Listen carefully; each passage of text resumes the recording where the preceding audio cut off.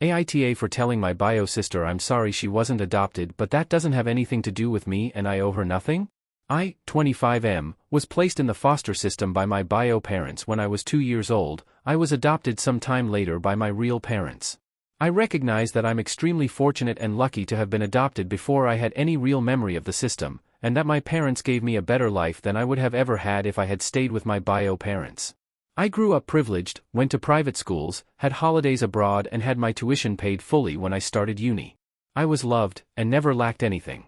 I currently have a well-paying job as chemical engineer, a beautiful wife, a house paid off fully by my in-laws, and 2 children. I'm very grateful for everything I have and recognize that I would be leading a very different life had I not been adopted. Last year I was contacted by Opal, 27F, who claimed I was her brother and wanted to meet up. After careful consideration I agreed. After doing a DNA test together and digging a bit into family history, Opal and I discovered that we were placed into foster care around the same time.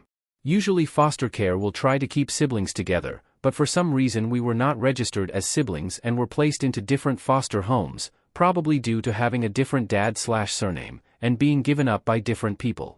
Opal got very upset by this discovery, even more so after she found out that while she was never adopted, I had lived a good life with loving parents. After the discovery, Opal started calling and asking to hang out with my parents and I, or asking me to do certain favors for her. It got uncomfortable really quickly since, to be frank, I don't know her that well. In all aspects except genetically she is a total stranger to me. I don't feel comfortable lending her money or introducing her to my entire family. She even made a couple of comments that made me uneasy when she asked me if I thought my parents would have adopted her also had they known she existed when I was adopted, and if I think they would accept her into the family now. Last night she called me again, this time to complain how she saw that the women in my family had a get-together over the weekend and how she felt excluded since she didn't get an invite.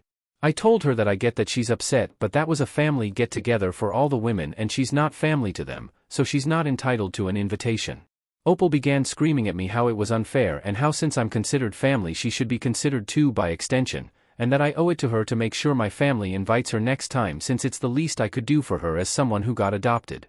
I told her I'm sorry she feels excluded and that she wasn't adopted, but neither my family nor I owe her anything before hanging up the phone.